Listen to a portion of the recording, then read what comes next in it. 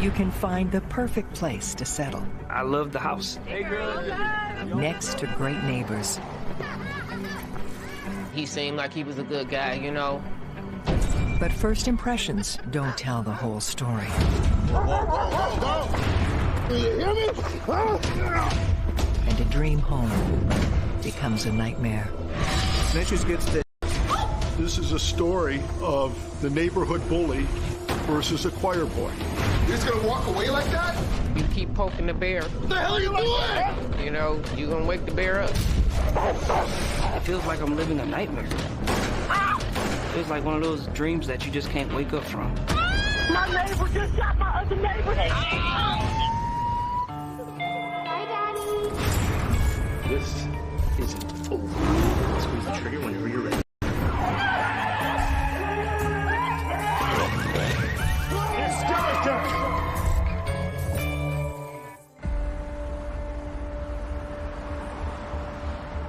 Detroit's up-and-coming Five Points neighborhood sits at an important cultural crossroads. 8 Mile Road. It's a changing neighborhood. It was at one time, it was a white bastion. It's a diverse neighborhood. It's a proud neighborhood. People keep things up and, you know, it's their little piece of the city. It was a quiet neighborhood, had a nice park around the corner, you know, for my kids.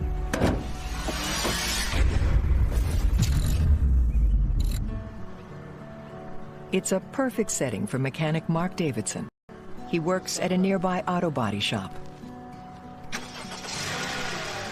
Yes. Mark was one of the first people that I met and befriended when I moved over there. Watch your fingers there, son. He was a good guy, a single dad. Good. Yeah.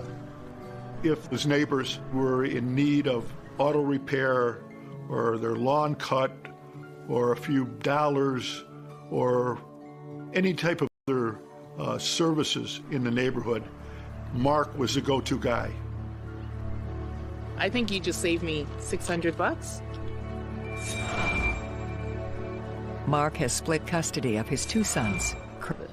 It was a struggle. Take the boys to school, and we'll call it even. You got a deal. But as a dad, you could see that he was stern and he had a good heart. Let me go get him. He was a big guy, but he didn't want drama, you know. One of the perks of this community is that Mark's sons have their own private playground, an empty lot, right next to their backyard. All right, guys, time to pack it in. It's city-owned property that hasn't been developed. So the side lot is pretty common in Detroit. Either a home was torn down or there was never a home built for whatever reason. Hi. Hello. Hi, who are you? Your new neighbors. Charles Montgomery, known as Chaz, has just bought the house next door with his girlfriend, Carrie. It was a great stepping stone for me and my family. It was a 3-bedroom home, pretty good area. I wondered what you kids got up to. Hi, I'm Carrie. I see our kids already met. I loved the house. And when I did meet Mark, he seemed real friendly. Mark. Charles is an insurance agent, but his true passion is music. Carrie looks after... They have just moved from the suburbs to be closer to Charles's family. But this is cool, though, eh? Yeah. It's like an extra backyard. The kids, they would play outside and stuff. They became friends. Yet all too soon, the good times come to a screeching halt.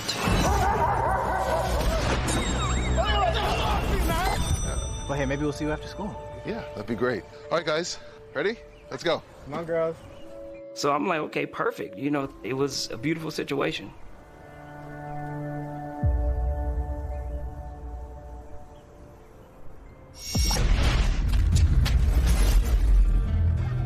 For now, life on the street is all smiles and sunshine. Mark's kids were always great. They came over, played, and sometimes would ask if my kids could come outside and play. We're happy. We're ecstatic. We're meeting the neighbors. We're thinking everybody's very good. Seems like a really nice family. Yes. The kids get along great. Yeah. It looked like, everything was like, neighborly and, it was peaceful. Then, I get a call out the blue, and they're asking me to come to California. You good, okay? All right, love you. 1 year after moving into his new home, I'll see you later. Charles is offered his dream job in Los Angeles. I've been in music, since I was a little kid, playing in church. And at this point, I had already worked with Proof, Eminem, D12. I mean, we worked with some big artists. I wish you were coming with me. Me too. So we'll be better off here. Carrie decides to stay behind in Detroit, near her family. All right, big man. Good luck. All the best. Of course, my girl was happy because she already knew how much I cared about music. She told me go. I would go.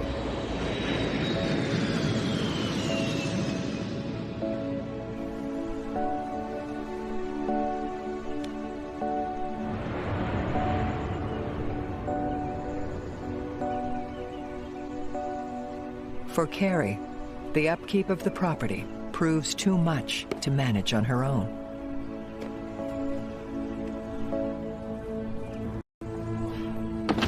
So she eventually takes the girls to stay with her mom. Let's go, my darlings. And makes plans to check up on the place from time to time.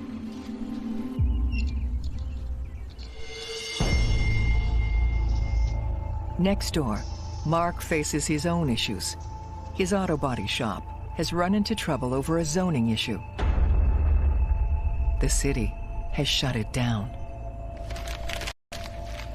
I think that was like real stressful for Mark to have to go through. It's something that he's trying the way to provide for his children. He needs a new place to do his work. And the solution might be right under his nose.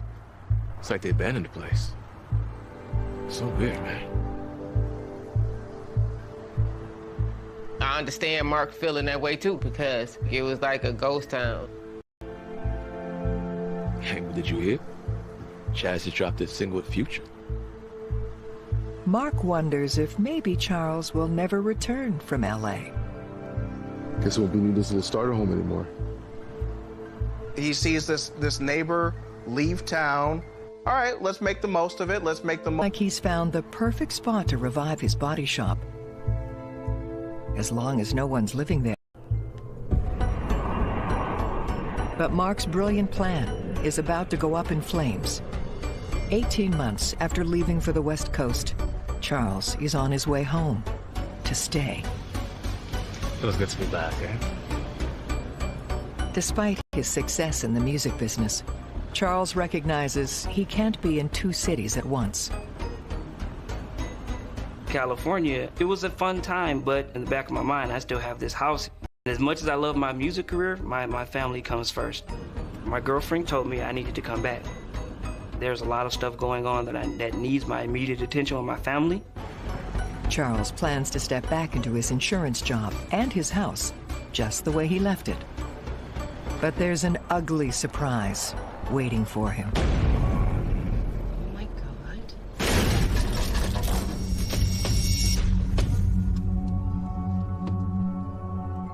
I was not prepared for what I walked into. My complete driveway is blocked. There's garbage, debris, TVs, furnaces, hot water tanks.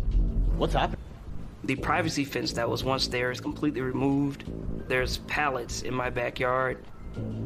There were cars, stoves, refrigerators, tools. I thought you were checking on this place. I was. It didn't look like this the last time I was here. I just couldn't believe the transition that my property had taken. The entire exterior of the house, in a matter of months had went to, for lack of a better expression, it went to hell.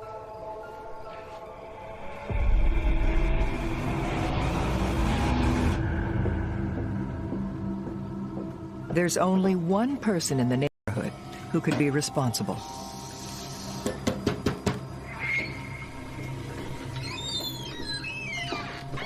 Hey, you're back. Like, what is exactly going on here? When Chaz returned from California, it appeared that Mark really took possession of the property. I can explain. I lost my shop. He had to get out, so he moved his operation to his home. I don't have anywhere else to go. He essentially said, I thought you weren't coming back. I thought the house was abandoned. I took it over. Being a single father, it got hard. He had to do what he had to do to provide for his children. I honestly didn't think you'd be back. I'm excessively shocked at this point. That's not my problem. And, you know, at this point, you know, just get your stuff out, you know, clear out my driveway so I can get my car. Look, I'm sorry. I'll clean it up. They don't know it yet, but a war between these once friendly neighbors has just been ignited. It started getting heated, like something was bound to happen. I need to talk to you.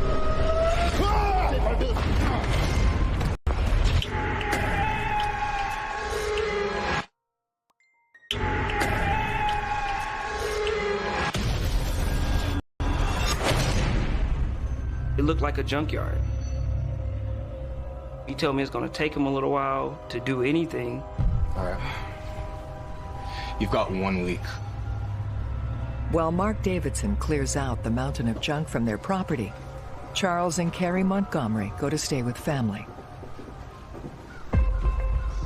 I think that was like real stressful for Mark, trying to deal with, you know, a neighbor that just seemed like just got it out for you. I leave. It took you a week to move a television? Leave, come back a third time. Like, this is ridiculous. I need a little bit more time. When days become weeks, that's not really a quick time frame. It builds the tension between two people. For you to keep hounding him, like, you was just being unreasonable due to the circumstances that it's impossible for Mark to be able to just move the cars and things like that. Finally, Mark contacts Charles to tell him the job is done. I'm thinking, okay, now I can finally start, you know, moving forward with my plans. Look, we're here. We are home. Yay! But Mark didn't reveal the entire story. Oh my gosh.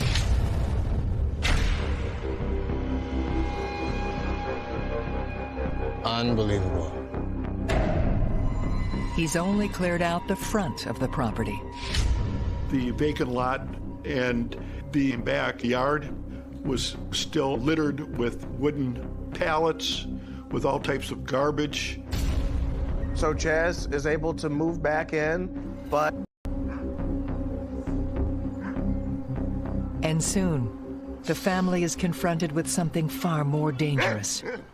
Whoa, whoa, go, go, go!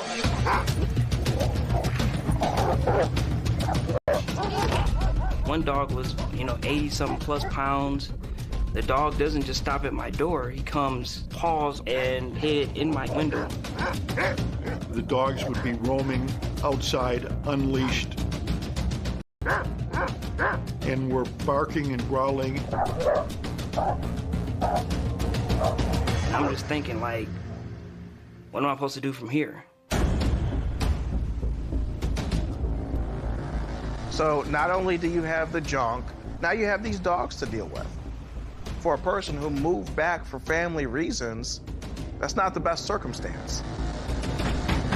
Mark! What? What's the problem? That's quite the welcome party.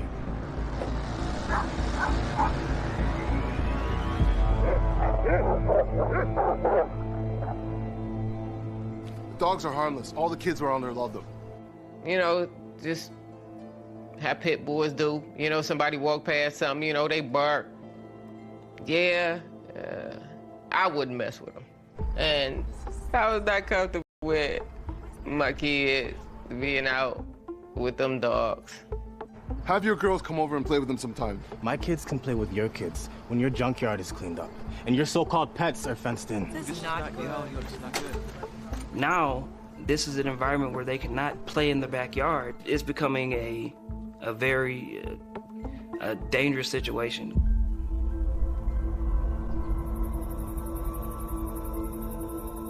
Even after night falls, there's no relief from his neighbor's torment.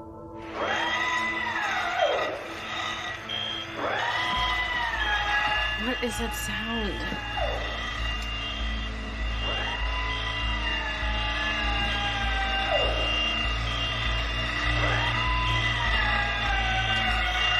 It's coming from the neighbors. Early on, I had no idea what was going on next door. I'm thinking he's renovating.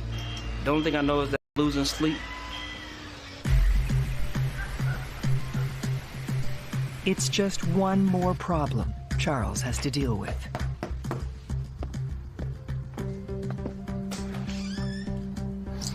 It's just my shop. Some guys prefer the night shift, okay? That doesn't work for my family, all right? Hey. Mark comes up with a plan he thinks might work for everybody. Let me make you a deal. Let me make you an offer. He eventually says, you should just sell me the house for $1,000. 1,000. Is that a joke? You want me to sell you a house where when the comps in this neighborhood are around 50,000, and we sell it to you for $1,000? I'll pay you cash. Look, private sale, no agent, no commission. And of course I declined. Maybe I'll go to 5. When someone offers you $5,000 for a home that's not for sale, that you occupy and that you've never said you don't want, maybe they're not actually asking. After profiting off my land for months, you should be paying me back rent, not making some lowball offer. 6. I can do 6. Come on. What are you, high? Come on. I essentially told him I'm not a crackhead. After a while, I just never allowed my kids outside anymore. Mark's... Take it? Come on! You're just gonna walk away like that? You keep poking the bear, you're gonna wake the bear up.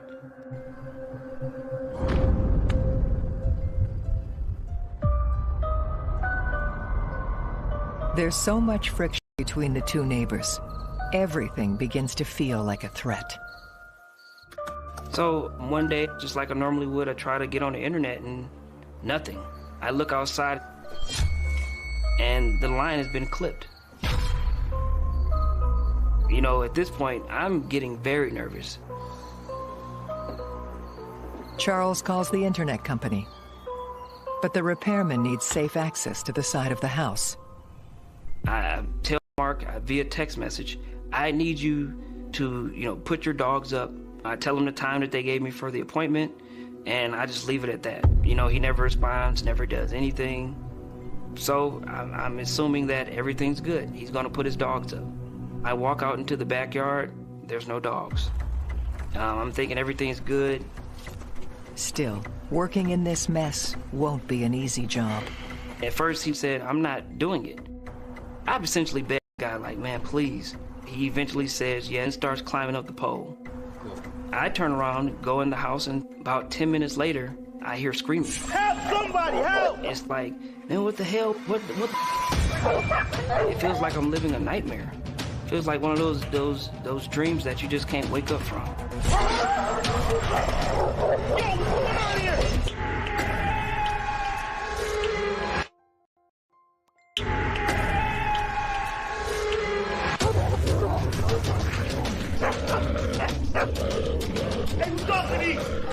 The guy, he's yelling. What the hell's going on? Where did these dogs come from? What the hell, these dogs? These dogs are trying to come up. They're coming up the palace. And what the hell? Both Charles Montgomery and the internet repairman call 911. Oh, hey, come here.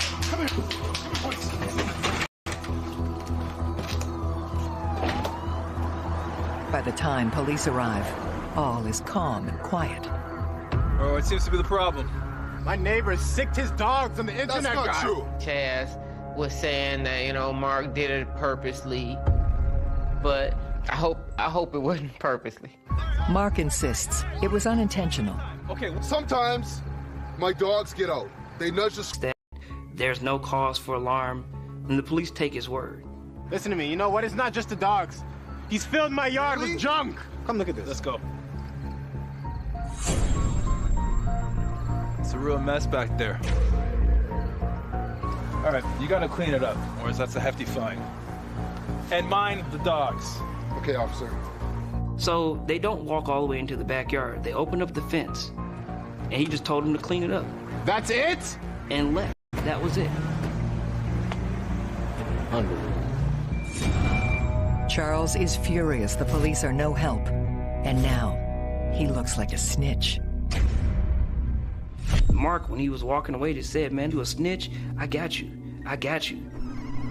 And so that's when, of course, everything starts to get really, really worse. What? After that, there's a dead rat. Snitches get stitches. They get dead, killed rats, which in Detroit means you're a rat. And you can expect that similar will happen to you as happened to the rat. We should call the cops. This is getting out of hand. I heard about the dead rat. Didn't see that either.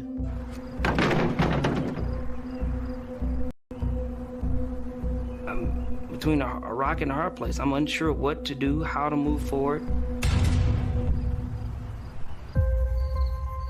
For Charles, there's no escape from the relentless stress. God, every freaking night.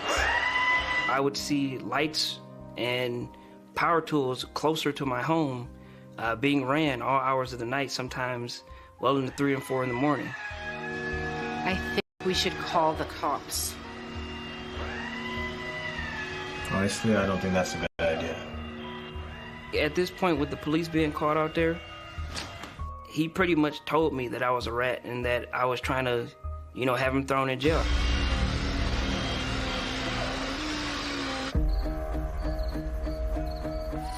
Instead of turning to the law, Charles puts Mark on notice. I put up fake cameras. These are battery operated, so there's a red light constantly on them. So it appears like they're real, but, you know, they're not. They're just up there as a deterrent. That's not the only... There were bushes alongside of this fence and trees. So at this point, I cut all the bushes down. I cut all the trees down to shrubs. I want everybody to be able to see, you know, what's going on, and I want to make it feel like if he ever tried this again, like there's cameras here to see. And with a clear view of Mark's backyard, moonlight reveals exactly what's been going on. Now where I can see everything, and I'm looking at cars, you know, doors missing off cars, windshields gone. It was very clear that Mark operated a illegal chop shop, which was to break down stolen cars and sell the parts on the black market.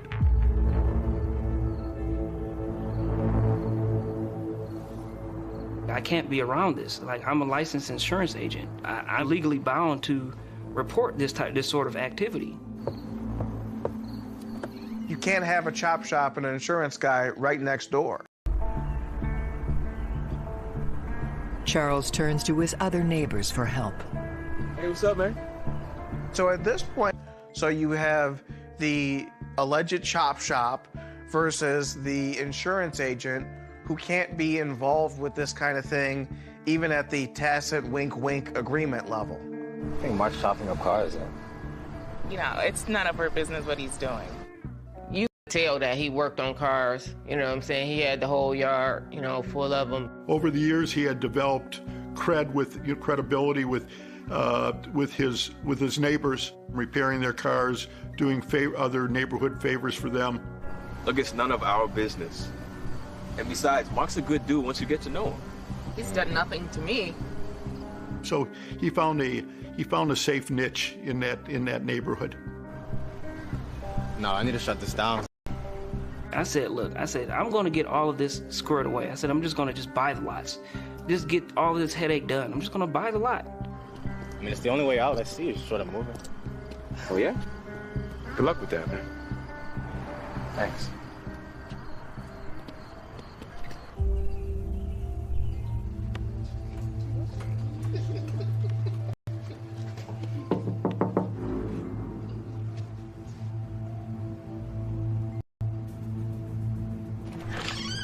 They say loose lips sink ships, and Chaz ends up telling his plans to someone he thinks is sympathetic, and then you end up giving information to your adversary. That's my livelihood. Exactly what I'm saying. I would think that he should have had a better judgment of going back and telling Mark that. You know what I'm saying? Like, that's feeding the fire right there.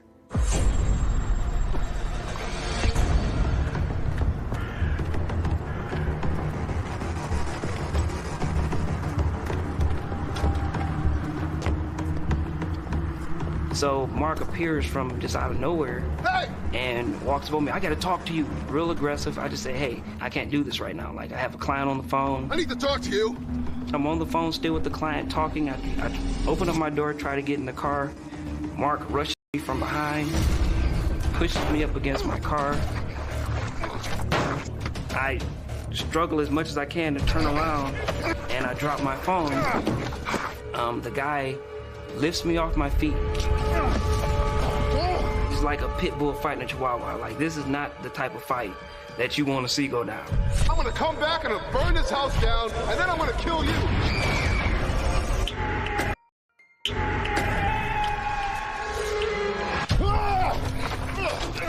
You think you're gonna get away with that? He lifts me completely off the ground and, hurt my back pretty bad and starts choking me.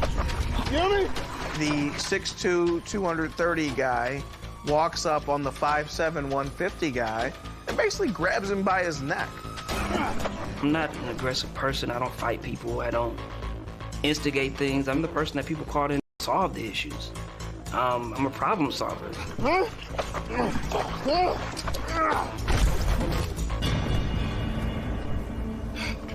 Listen, you need to reconsider my offer. Just sell your house to me. He was like, it'd be better for everybody if you just leave. Think about it. The guy's physically assaulted me now. I know that choking is a felony. This guy just literally choked me. There's marks around my neck. I want something done.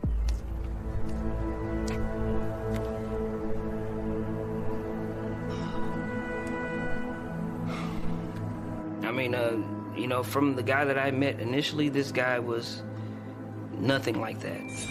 At this point, I'm really fearing for my safety and my life. I end up going into the police station, and I tell them what happened. I said, hey, my neighbor just assaulted me. Give them his name. They file a report. But the authorities don't seem interested in going further than that. It's not uncommon, especially in the city of Detroit, where two neighbors are fighting or bickering. The police try to encourage the party assaulted not to pursue criminal charges, saying, oh, you have to live with this person. Why don't you just try to avoid them? But how do you avoid your next-door neighbor? Especially when the situation keeps spiraling from bad to worse. Another warning is delivered. You're not viewing each other as people and neighbors anymore. You're adversaries. That ends up being a very isolating experience, especially when the other person has been on the block longer, is more popular, has helped people out with their cars. You're kind of the only person with a problem, and this is a bad person to have a problem with. Charles finally reaches his breaking point. We gotta get out of here. My girlfriend, I had to tell her, like, I don't feel comfortable, with you and my daughters being here. Good to grow a family up in, and, my kids would have the room to grow out and branch. And now my home feels essentially like a prison. It's time for the Montgomerys to plan their escape.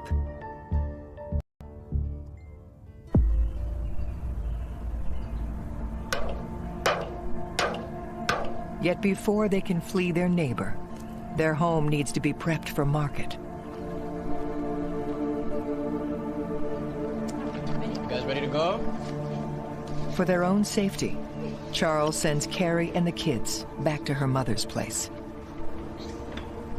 I'm like, I can't knowingly leave you in a situation where this is going on.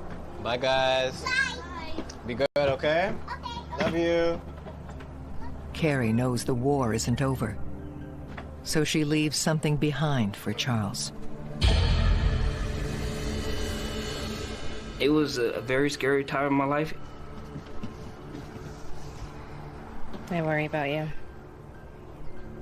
Anytime your girlfriend tells you you need to have this gun, you know that something is serious. Michigan is an open carry state, so I got a holster for the gun. I carried the gun, the legal, having that gun with me. I never came home without having that gun with me. Even though he's now armed, Charles still does all he can to stay out of Mark's sight. At this point, I'm like, what can I do? I would literally drive around the neighborhood before going home. If I saw his vehicle out there, if I saw that he was, doing anything out there, I would just not stop. I would literally go home at hours to avoid him. I would go to friends' houses. It became a point where, I just didn't want to go home. I didn't feel safe being in my home. But when you're locked in a violent feud with your next-door neighbor, you can't hide forever. So by that point, by the time Chaz is carrying a gun pretty regularly, he's trying to keep himself scarce in the neighborhood, and especially out of the line of sight of Mark. Had a great day at work. I remember because I had wrote some big policies and I was actually happy about it. When Charles returns home that evening, it's a street full of kids playing and no... Let my children go outside to play. They went out and, went to check, out the window and check out on my kids and stuff. See them, they were still outside playing, running up the street and stuff.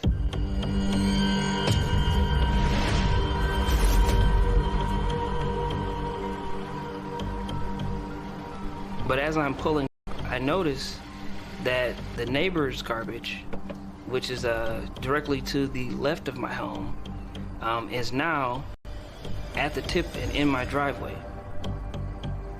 Bust open, just bags of garbage.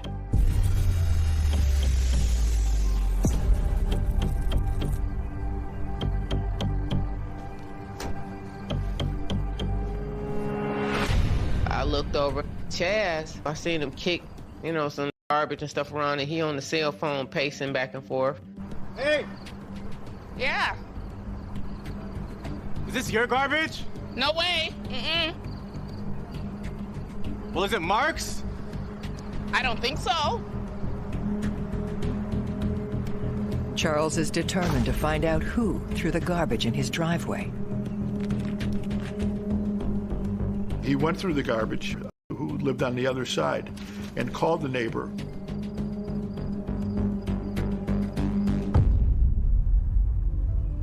Mark saw Chaz on the phone and assumed that he was calling the police. And that triggered Mark to come over to Chaz's property and confront him about the phone call. Hey, get off the phone. This is not my trash. While this is going on, here comes Mark. You've been lying, huh? Buddy, I don't want to do this anymore. What started out as, just, hey, I'm not talking to the police. Just be cool. Just let me alone. I do not want to do this anymore. I hear them yelling. I'm like, oh, they arguing. And it was kind of intense. So I was like, kids, go in the house, mind your business. Don't look. Go back to your sketchy chop shop before things get ugly, all right? This is not my chop shop. This is my business. Yeah, you are trying to drive me out. I know you can see this gun on my hip, and you're still walking up on me like this. Like what type of guy is this? Who Who walks upon somebody with a gun on their hip? You're a rat and a liar! He keeps coming up, I just keep standing there like, bro. I'm gonna come back and burn this house down, and then I'm gonna kill you! I'm just yelling at him. He's just still yelling, you little will get your, you know, this. I'm done with this, done with this. You know what? I'd like to see you try that, bud. Mark had been drinking. He was agitated. He was in his aggressive mode, and he lunged toward Chaz. What the hell are you doing? My neighbor just got my other neighbor now!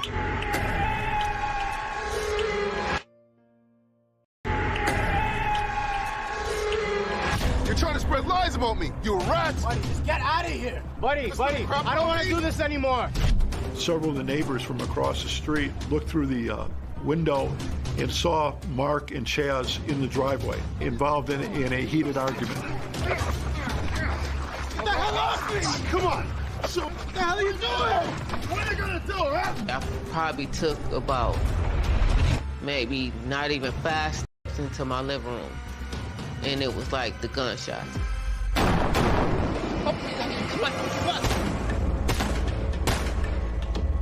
In this once peaceful neighborhood, a terrible sound rings out over. And I'm like, told my kids, I hit the floor. Once I started shooting, man, I just didn't stop until he stepped. To be honest, I didn't know how many times I actually shot. Mark was shot 7 times. There were 7 shots fired. Yet somehow, Mark is still alive. 911 was the address of the emergency. My neighbor just shot my other neighbor. He's laying in the street. Oh, my God. Oh, God. Oh, my God.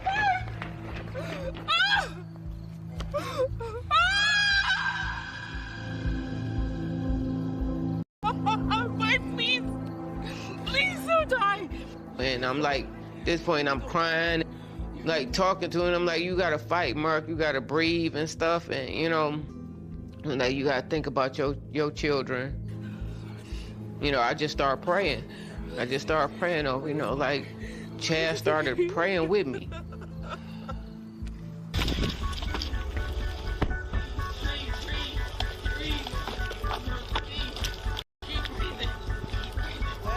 I don't know. Please, Mark. Please. Mark, please.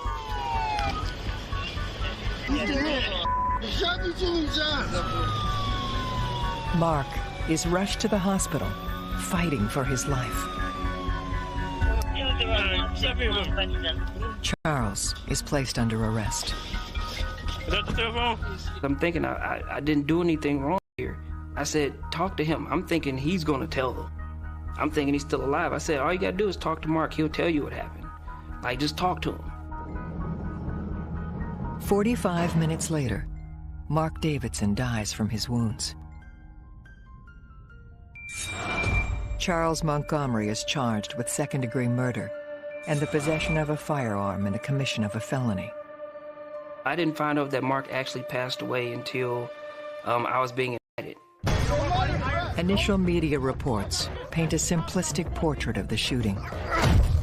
The narrative of this case was from the, from the local news outlets was that this was an altercation over garbage and over a garbage can, and that Chaz had shot his neighbor because of this disagreement or this argument over garbage, which was, as we learned, was the furthest from the truth. 4 months after Mark's death. This is a story of the neighborhood bully versus a choir boy. And the evidence in this case supported our narrative. And when I say he was a choir boy, he really, really was a choir boy.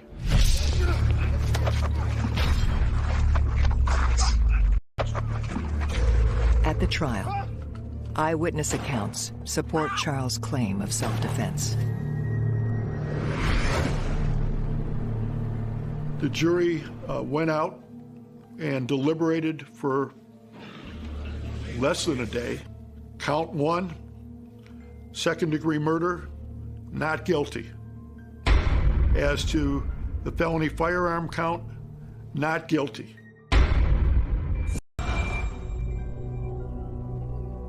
You know, it was the day that I rejoiced, but at the same time, now I walk with this heaviness with me. If I could take it back or do anything differently to avoid all of this, I would. Never in my wildest dreams did I ever want to or thought about ever hurting anybody. So I just hope people watch this and think, what could I do differently? What would defended himself and did what he thought was right at the time, regretted it. It didn't have to come to that point. It shouldn't have came to that point. Mark's death, it took a toll, you know, on the neighborhood. I seen what kind of father he was. And that's right there is like the toughest blow. I'm never gonna forget. Yeah, I moved on. I had to rebuild my life after everything. It's been a slow building process. I didn't wait anymore for anything. I live my life differently now. Like I live every day in the moment now. I don't plan as much as far as he did. At any point, any one of us could die. So now I live in the moment. I try to make sure that I live every day to the fullest.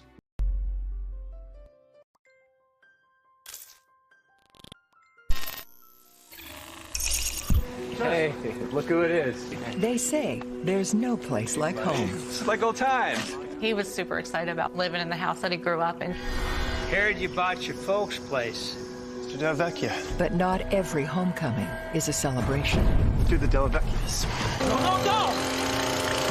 I think fairly quickly he realized that he should just stay away. I think Del Vecchia had it in for Scott since he was a kid. Starting again. When old grudges resurface. You and your brothers have always been bullies. Here's this guy that hates my son. The results are deadly. He just stared at me and I stared at him. He wanted everybody to fear him. And he said, you know, well, look at what he's doing and doesn't that bother you? You're asking for it! Hi, Daddy. This isn't over. Squeeze the trigger whenever you're ready.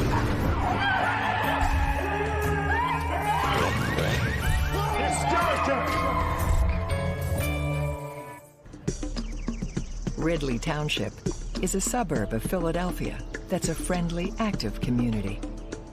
We could run up and down the streets, ride our bikes all over, but he knew everybody. The area is so welcoming that families stay for generations. A lot of people stay there. Some people buy the house off their folks. After almost 20 years away, Scott Robbins is moving back home. Scott met Teresa and married her, and eventually ended up that they bought our house when we moved out. He was super excited about being able to buy the house and living in the house that he grew up in. Scott is a master mechanic. Teresa, a courthouse clerk. Scott's two stepkids, Michael and Kristen, are just finishing high school. Oh, look who's back. Mom, I get So good to see you, buddy. When he came back, yeah, there was Franny Freeman and John Hoffman next door. Everybody, that he had grown up with was there. Franny. Hey, buddy. This is like old times. Oh, it was great to have him back. I always liked Scott. My wife. Hi. Lisa, Mike, Kristen. Hi, thank you. Thank you so much. My mom and Scott, they were happy that, they were going to own their own house after recently getting married. We were all pretty happy about that. For Scott, the move brings back memories of the fun he used to have with his older brothers. Altogether, we had 5 children. There was 3 sons and 2 daughters. My boys used to hang around together, play a lot, play around in the backyard. A lot of the backyards butted up to each other. You pretty much knew what was going on at your neighbor's house. Heard you bought your folks' place. Hey, Mr. Della Vecchia. Yeah, feels good to be home. Hey, Mr. Della Vecchia. Nice to see you. James Della Vecchia and his wife, Diane, have lived behind the Robbins family for over 30 years, while raising 2 sons of their own. My house and their house was a good distance. He was around the corner, and our backyards adjoined. The one son was named James. The other one was Kenny. They both got to know my 2 boys. Fly these with your boys still? Nah. It was a long time ago. Yeah. Well, times though. The neighboring families first met back in the 1970s. My dad had like little motors on them. They'd go out and fly them. It turned out that Jimmy DeVecchio and Kenny also had an interest. Hey, nice wings. Yeah, we're obsessed. Yeah, so are we. I'm James. This is my son, Kenny. These are my boys, Woody and Scott. Hey, good to meet you. Nice to meet you. We found out that we were both engineers and got along fine. We would go fly, and they would want to come along. Here's to the old days. I'll start over here. Okay, Bart. Okay. Since his return, Scott makes a point of helping neighbors with their lawns. That's just the kind of guy he was. He just, like, if you needed a hand in anything and he knew it, he'd be right there. Oh, hey, Mr. Sanders. Oh, meet Kristen, my stepdaughter. Hi. Kristen had a personality a lot like Scott, just really easygoing, laid back, and just funny. She was a good kid. The neighbors are more than happy to repay the favor. I would always drop him off a case of beer. He would have did it without gifts, for sure. Every time when we made it back away on the block, I would say, Hey, how many cases of beer do you think we're 5? 5.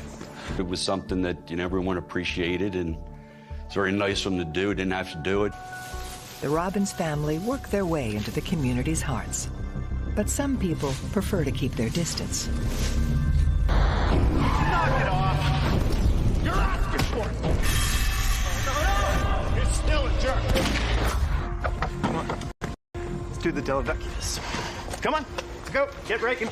He was always looking to help, no matter who it was.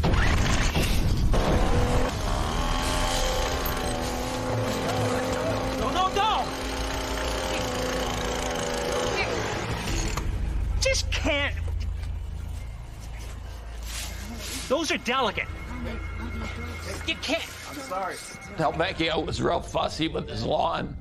See, he didn't like anybody stepping foot on his grass. It was always immaculate. I'm sorry. I think fairly quickly he realized that, he should just, just stay away. Come on, don't get started.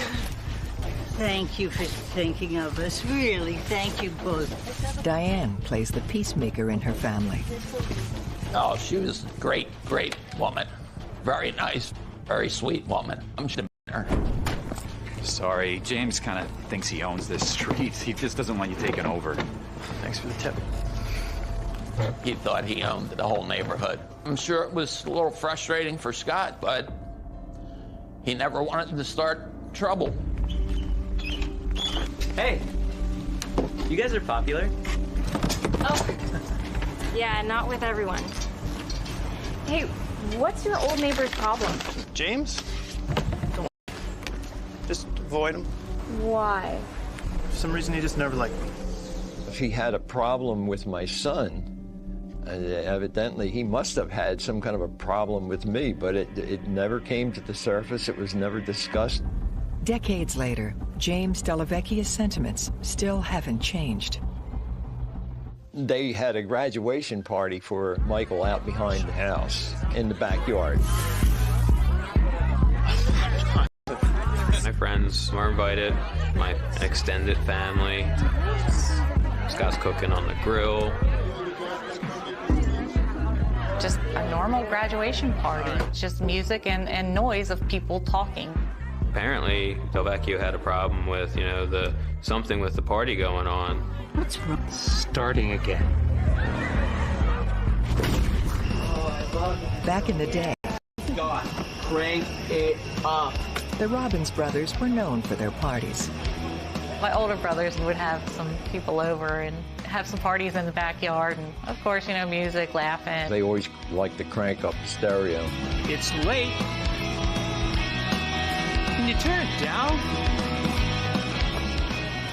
They were, you know, doing little things here and there to get in trouble in the neighborhood, but not really anything really bad or dangerous.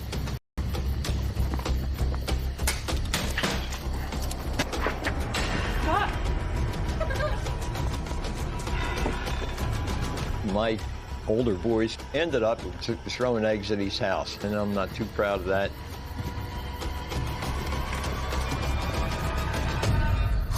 "30 years later, James' nasty memories of the Robbins brothers are still fresh. Scott comes back, and they're out in the yard making noise, so it's kind of like he's reliving all of that from years ago. Of course, he's a lot older now, so it's even worse. I just want to say how proud I am of my stepson. Congrats. As the party progressed, Delvecchio started making complaints through the police. I'm just gonna have to ask you to turn the music down.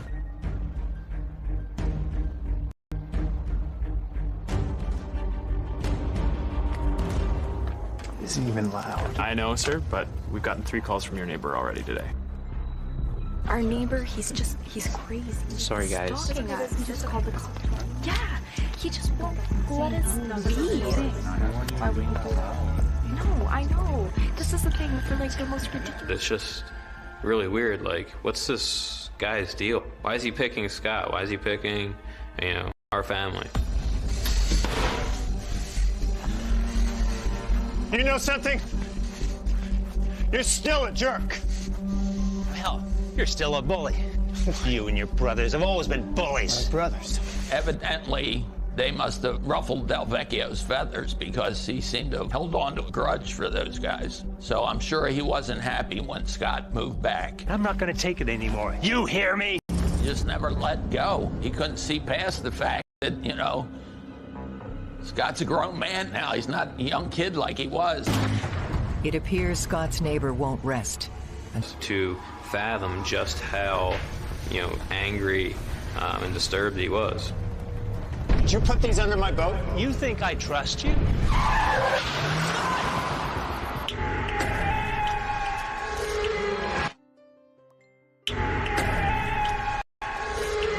Because Scott was the one that brought the noise to the neighborhood. Delvecchio probably saw Scott as an annoyance. If he could intimidate people and scare people, then he could get rid of the noise. James Delvecchio's noise complaint shuts down the Robbins family party. The party may have triggered memories for him.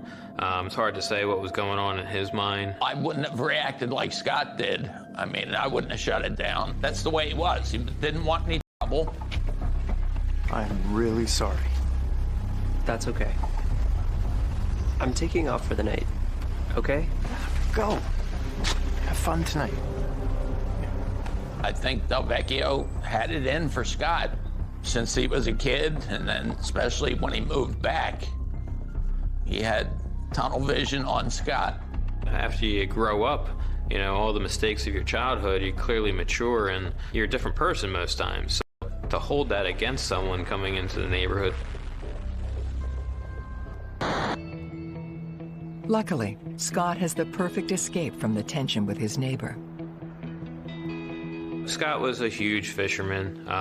He fished all the time. Every striper season, he was down fishing off the jetty. It was just relaxing for him. I think just, you know, in the thrill of the catch. He loved it. This is the most beautiful thing I've ever seen in my entire life. As big as your leg. Okay, I'm ready. Let's go. Before we see the fish as big as your leg, you're gonna head there. This thing's dirty. That's where you come in. Naturally, Scott is thrilled when his brother gives him an old fishing boat. Keep brushing more, you know? Oh, he loved it. As soon as he got home from work, he went to work. But not everyone is a fan of Scott's acquisition. This is great. I've always wanted a neighbor with a boat. Just look at that thing. I'd see him walking around the corner and always complaining, just chronic complaining to anybody that would listen. Could use a fresh coat of paint, I guess. Fresh coat of paint. You take your family out in that wreck?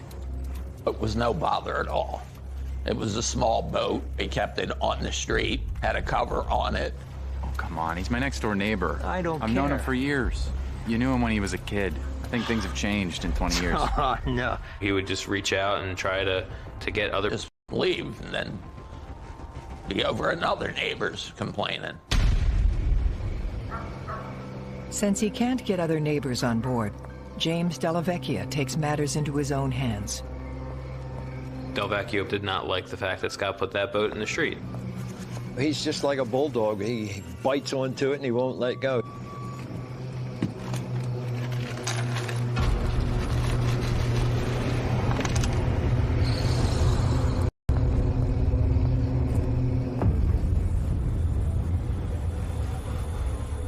The next morning, Scott discovers the trap.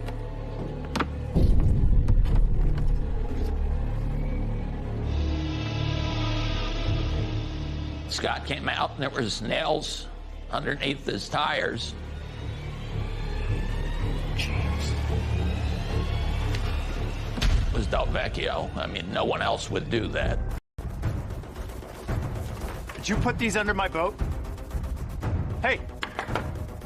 Your boat's parked illegally. I'm fixing it up. It'll be done by the weekend. You think I trust you? You always have been. The whole time that I lived there, I had no problems with Delvecchio. But now all of a sudden, here's this guy that hates my son. Move the boat. No. The boat stays. You stay away from it. If he had his sights set on somebody or something, that's where his focus was, and it was Scott. When James returns, he's annoyed to see the eyesore still there. He would walk around the block, but it was almost as he was purposely coming by our house. Delvecchio wasn't on our block. He was around the corner. You don't even live on my street. Beat it. You're breaking the law. I said leave. Scott's neighbor isn't backing down. I'm calling the police. Go ahead. He wanted to make sure that when he spoke, everyone listened and did what he wanted them to do. When police arrive, Scott is more than compliant.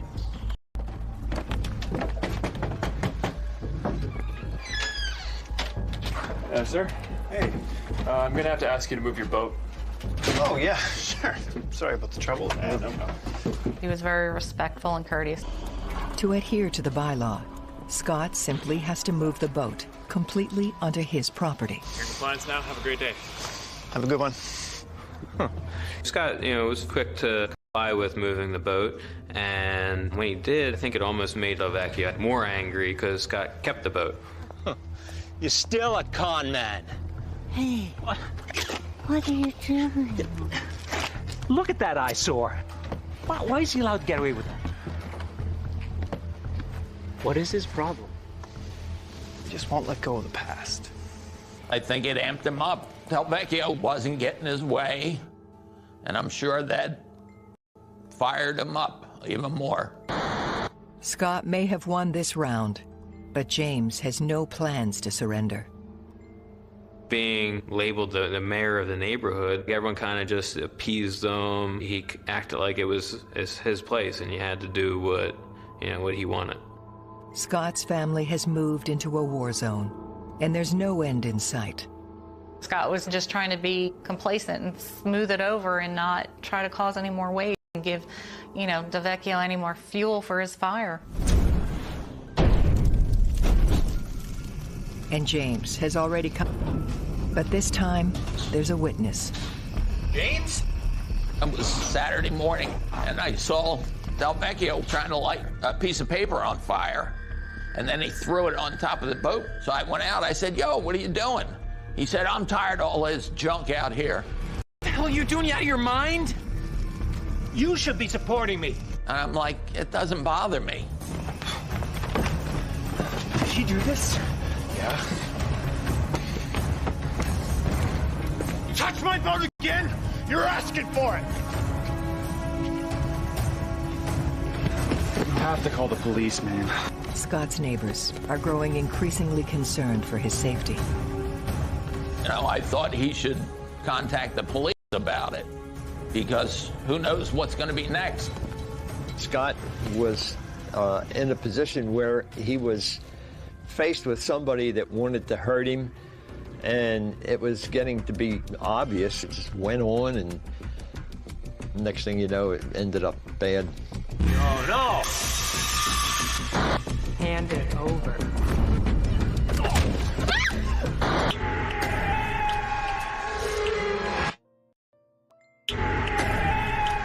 Seemed like this guy might not, be making good, sane decisions. After the fire, James Dellavecchia's anger toward Scott continues to escalate. Who does that? Who tries to set someone's boat on fire? Everything Scott did, was wrong. He had it in for Scott. Teresa reaches out to Scott's father for advice. She was very concerned with the fact that he threw something burning in there and tried to, I would assume, tried to set it on fire. I said, yes, definitely. I think you should call the police on that. Your dad thinks we should report him. Grandpa's right. So this was the first time I think that really like wow, this is different. I'm not worried about an old crank. Scott really wasn't interested in building any type of feud with Dellavecchia. Okay. It'll sort itself out. Don't worry. He wouldn't file a report with the police. He would just, shrug it off and, hope that, Dellavecchia found something better to do with his time. The Robbins family tries to move on and continue life in their new home. All right. But even an innocent... We moved in, we had the yard, so we started playing wiffle ball. We designed the field so that the pitcher was throwing the ball towards his yard so that no one was hitting the ball into his yard. He was that one neighbor that if your ball went in the yard, you might as well forget it. It's gone. You're not getting it back. But still, you would get some foul tips, balls that would go up in the air and just land on the other side of the fence.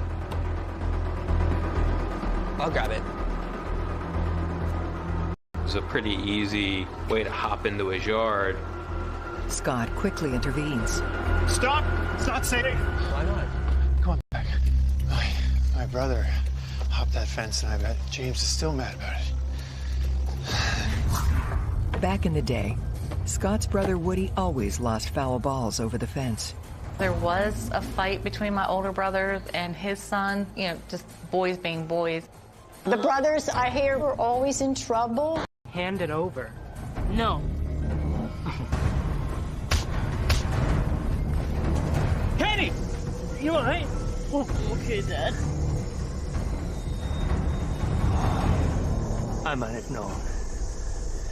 You little animal.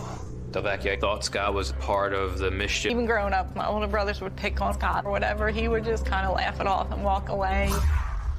Your son can come into the yard, just not over the fence. Dellavecchia could have simply picked it up and threw it back over the fence, but he's not the type of guy. And he said, if you want it, you need to walk all the way around. Can I? Scott isn't convinced. Getting the ball won't be that easy. I'm gonna be late for work. Once Scott leaves, Mike braves the trip around the corner anyway.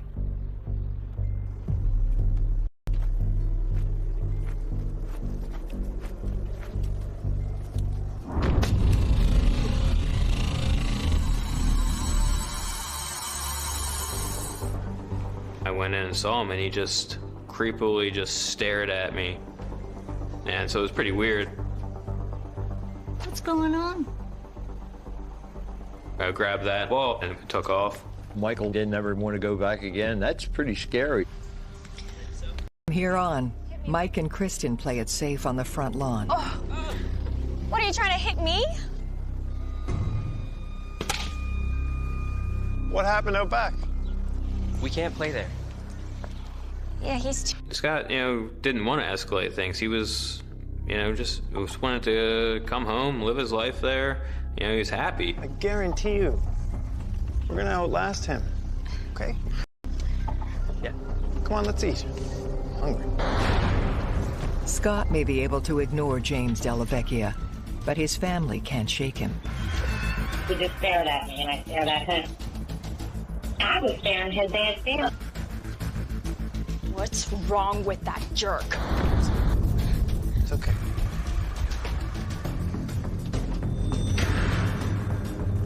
I would see him walking by, and he'd always be staring up at Scott. It was a little creepy. I feel trapped.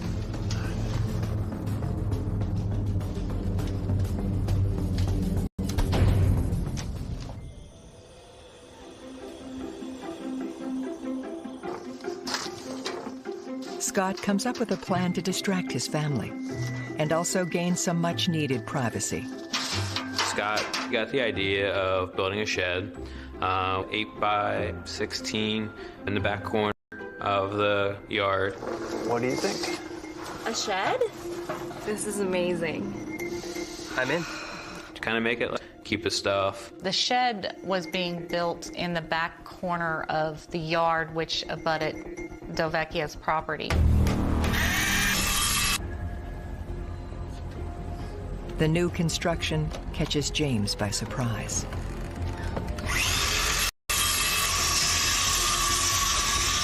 I'm sure the noise was probably amplified to him because it was so close to his house, and I think that's what started his rage.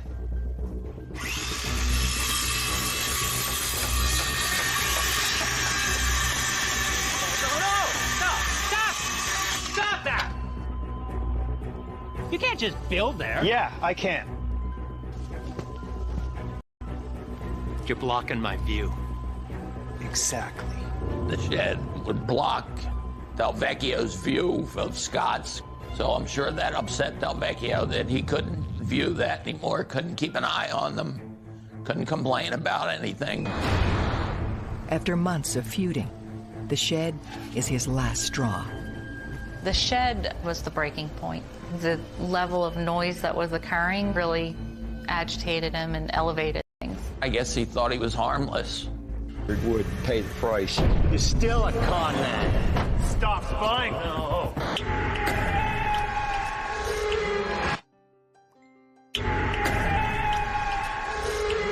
During the construction of his shed, there were cops out there constantly. James Della Vecchia does everything in his power to stop Scott Robbins from building his shed.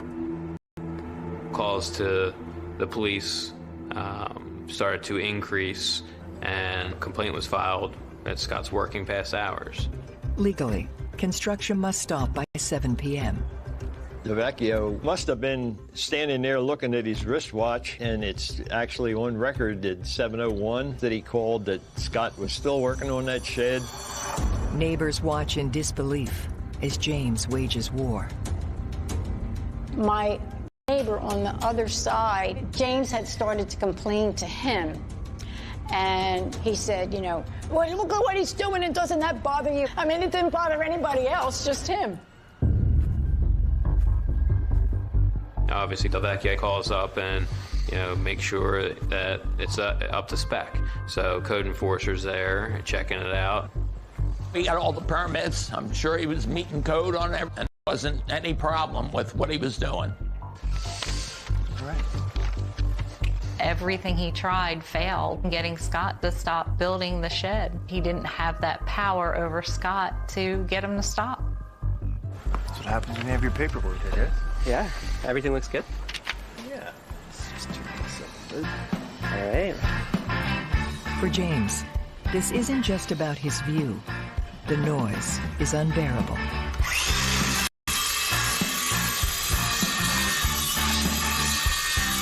His backyard was his place that he treasured more than anything in the world. Anybody that interfered would pay the price. Vecchio didn't like anything that had to do with noise. It really got under his skin. There was a lot of complaints from Vecchio to the police, and it got to the point where I understand the police disregarded his complaints because he kept calling and calling and calling. Looks like you're getting a lot of work done here. Yeah, I am. Every nail sends him closer to the edge. This was something that was large, and it was in his face constantly and was going to be in his face constantly, and he couldn't stop it. What's wrong? Sell the house. Instead of conceding, James's rage spikes. This was probably the first instance where Del Vecchio wasn't getting his way completely.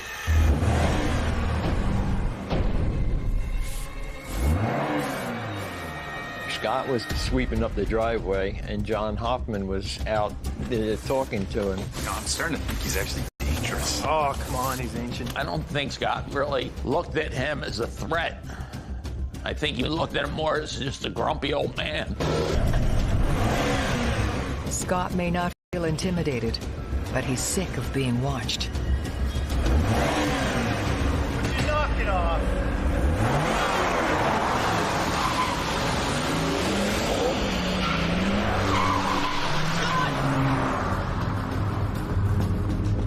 DeVecchio actually swerved his car and almost ran up on the curb trying to hit Scott. Are you okay? He tried to kill him. What was that? Scott was always trying to avoid conflict, but he started to get more worried. Things were clearly getting worse. Oh, that was another thing that Scott probably should have reported to the police, but being the way he was, he didn't. Scott won't fuel James Della Vecchia's fire by calling the cops, and he's determined to finish building his shed. I remember Scott saying, I have the right to build this shed. He can't tell me that I can't have this shed. Now that construction is almost finished, there's no chance of peace between the two men. Everything Scott did bothered him. From cars in the driveway, to boats out front, to kids playing ball in his yard, to building a shed. DeVecchio could have easily said, look, if you do this or you do that, I won't bother you anymore and we'll be friends and life goes on. But that never happened. Scott will do whatever it takes to protect his family. Scott was able to kind of shield us from Del Vecchio by just kind of dealing with him and before it ever got to us. But no one could have predicted the terrible outcome. I don't think Scott ever really knew that it could come to this. He never really thought it could go to that next level.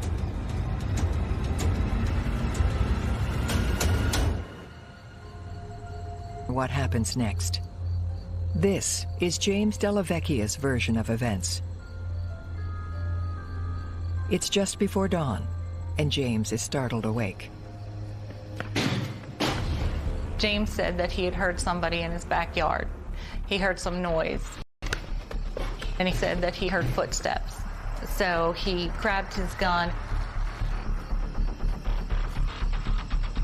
James said that he followed the footsteps and basically took the long way around the block to my brother's house.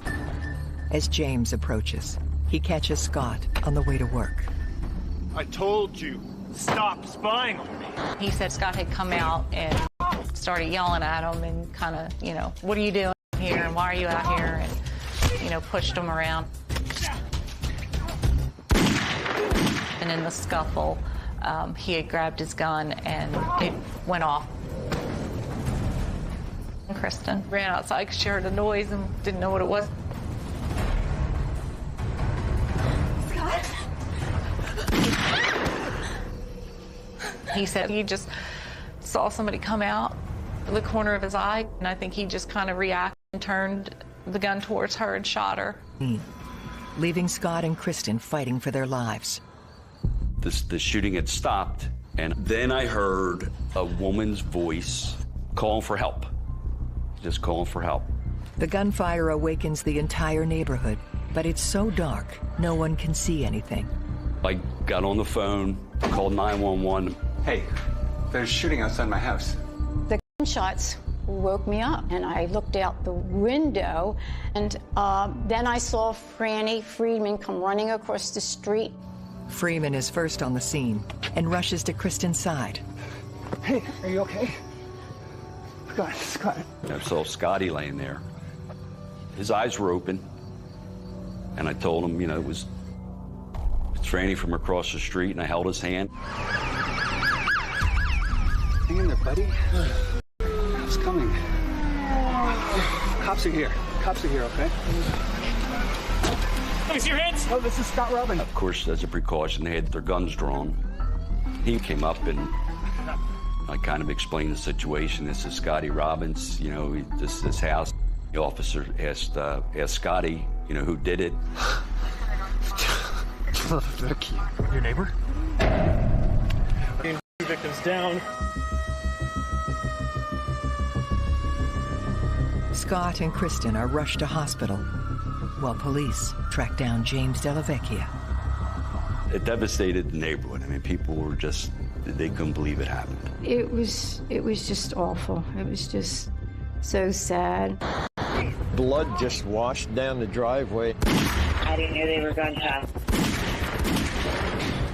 I knew it was bad.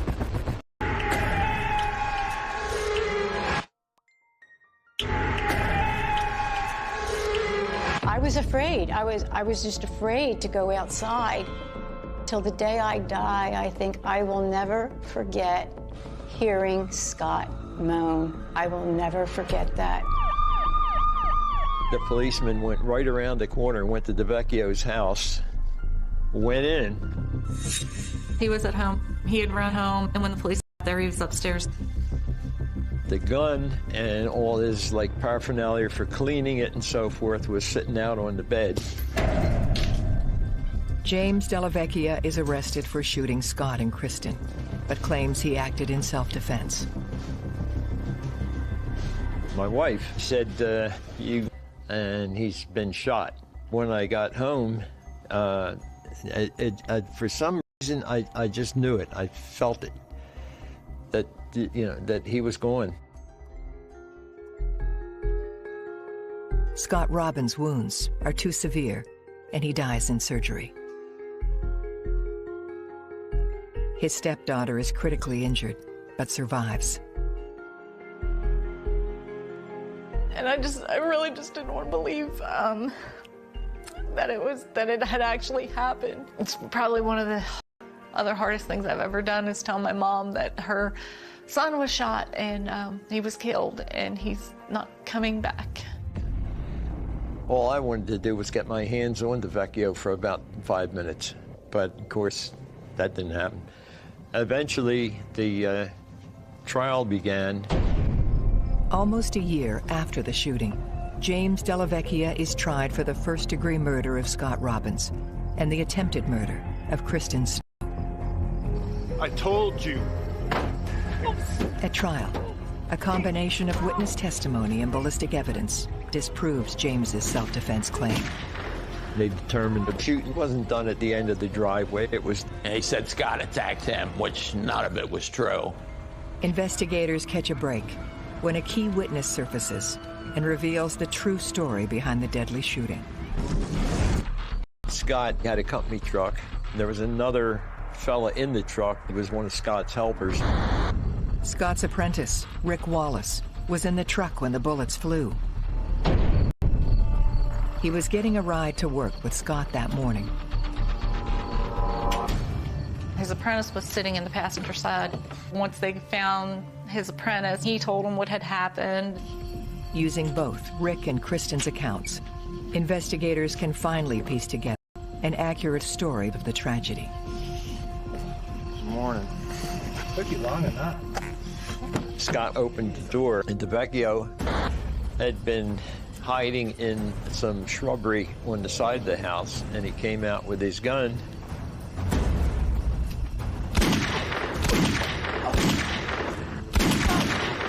And shot Scott 5 times in the back, and 2 more shots went in, one in each arm. Run, Rick! Run! He told the other kid, run, get out of here. Run!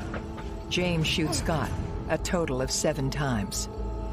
Rolled under the van, and then he saw white sneakers walking towards the front of the van, so he rolled out and ran the other way.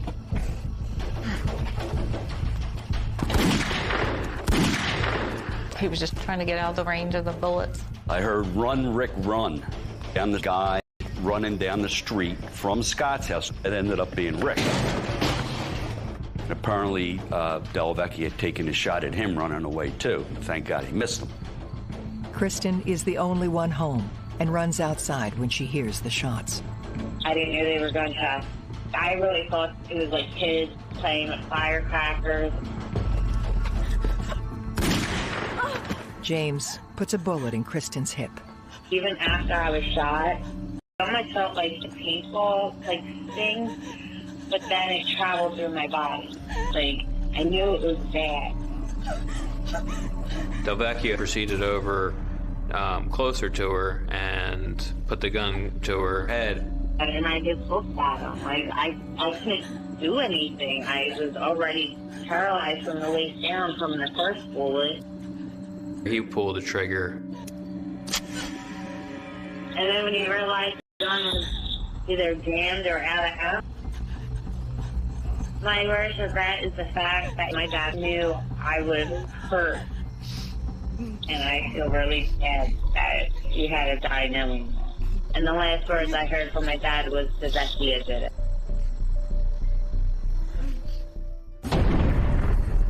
A jury convicts James Delavecchia of first-degree murder, and he gets life without parole. He dies just 5 years into his sentence. Teresa and the kids are devastated by their loss. Teresa said, I just can't take it anymore because what had happened after Scott was shot as many times as he was, blood just washed down the driveway. And she said, I can't get that out of my mind. She said, I just can't take it. It kind of changed the family forever. For years, Kristen suffers tremendously from her injuries. Kristen was in a coma for about 6 weeks, and then she had countless surgeries after. He used hollow point bullets, which are designed to, kick around when it hits flesh, so it completely tore up her intestinal seal. They were definitely significant, life-changing injuries. He took away my health at 23. I never got my 20s. I don't have my 30s. I don't have family. 8 years after the shooting, Kristen succumbs to her wounds. After trying to work for years, she wasn't able to collect disability despite the obvious injuries. But she, continued on with life, tried to do the best she could, and ultimately caught up with her. Scott is mourned by all who knew him. He was just a great person. Everyone that, met him outside of Delavecchia loved him. Well, I can tell you what I lost. Scott, to me, was a son like everybody should have. One time he says, you're the best dad in the world. I love you.